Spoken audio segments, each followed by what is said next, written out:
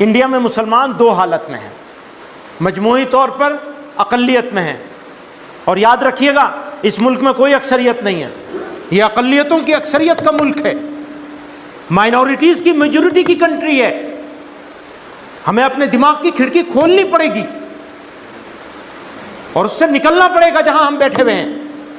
اور بے ایمان ہیں وہ لوگ جو تہمت لگاتے ہیں، الزام لگاتے ہیں اور مسلمانوں کو غلط راستے پہ لے جانے کی کوشش کر رہے ہیں، دشمن ہیں، ان سے مقابلہ کرنا پڑے گا ہمیں اور آپ کو۔ تو سن لیجئے، مسلمان بحیثیت مجموعی اگر دیکھیں گے تو اقلیت میں ہیں،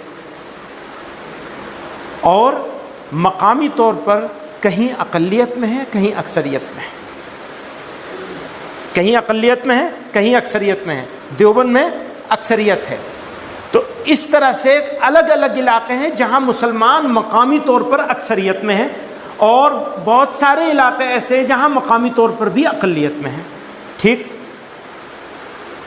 اگر مسلمان کی تعداد 20 کروڑ مان لی جائے تو مجھے یہ بتائیے کتنے فیصد مسلمان ہیں جو مقامی طور پر اکثریت میں ہیں اور کتنے فیصد ایسے ہیں جو مقامی طور پر اقلیت میں ہیں؟ 12-15% سے زیادہ لوگ ایسے نہیں ہوں گے جو مسلم اکثریتی علاقوں میں رہتے ہوں۔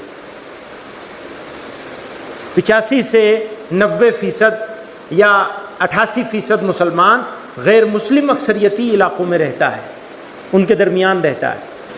اچھا، اس کو 30% کر لیں، 70-30 کر لیں۔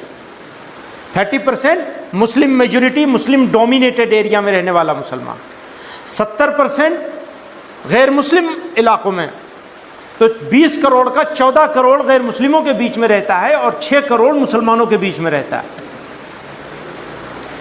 چندہ جمعیتوں کو، جماعتوں کو، مدرسوں کو، اداروں کو، اسکولوں کو چندہ پیسہ کہاں سے ملتا ہے؟ مسلم اکثریتی علاقوں سے۔ افراد کہاں سے ملتے ہیں؟ مسلم اکثریتی علاقوں سے۔ افسران کہاں سے منتخب ہو کے آتے ہیں؟ مسلم اکثریتی علاقوں سے۔ علماء، مدارس کہاں ہیں؟ مسلم اکثریتی علاقوں میں۔ مسلمان کسی کو M L A, M P بننا ہے تو مسلم اکثریتی علاقوں میں۔ جمعیت علماء کو کوئی اجتماع کرنا ہے، جلسہ کرنا ہے، وہاں سے آدمی جمع کر کے بڑی طاقت دکھانی ہے، مسلمانوں کا کوئی مسئلہ منوانے کی کوشش کرنا ہے تو مسلم اکثریتی علاقوں سے۔ سب کچھ مسلمانوں کا، مسلم جماعتوں کا، مسلم شخصیات کا، M P M L A بننے کا یا مسلم پولیٹیکل پارٹی کھڑی کرنے کا، مسلمان اکثریتی علاقوں سے۔ حالانکہ مسلمانوں کی اکثریت 2/3 رہتی ہے غیر مسلم اکثریتی علاقوں میں۔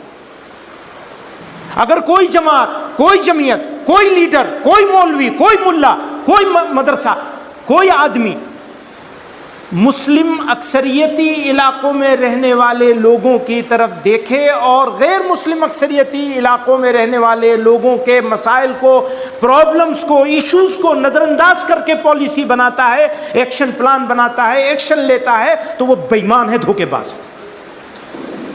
پہلے ان کا مسئلہ حل ہوگا جن کا ایمان خطرے میں ہے، جن کے آبرو خطرے میں ہے۔ اگر میں دیوبند میں رہتا ہوں، گھر کا دروازہ کھلا چھوڑ کے سو جاؤں تو آبرو کا خطرہ نہیں، چوری کا خطرہ ہے۔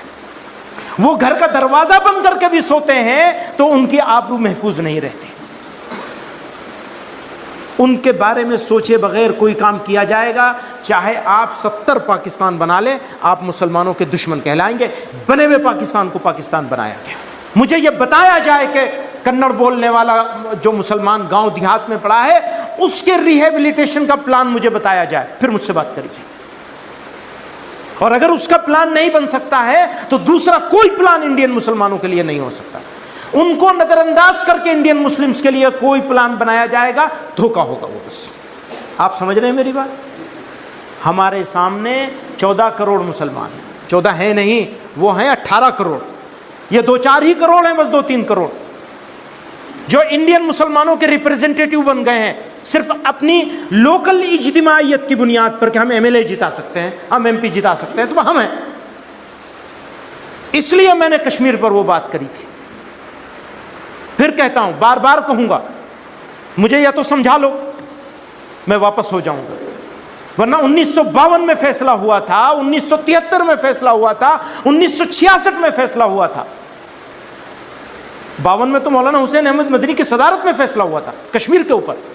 یہ تو سب بعد میں ملا ہے مجھے، اب ڈھونڈنے سے ملا ہے۔ فیصلہ پہلے کر لیا تھا جمیعت علماء کی مجلس عاملہ نے، خالصتاً ملت کے اس طبقے کے مفاد میں جس کی عزت، آبرو، ایمان خطرے میں ہے، اس کی طرف نظر ہے۔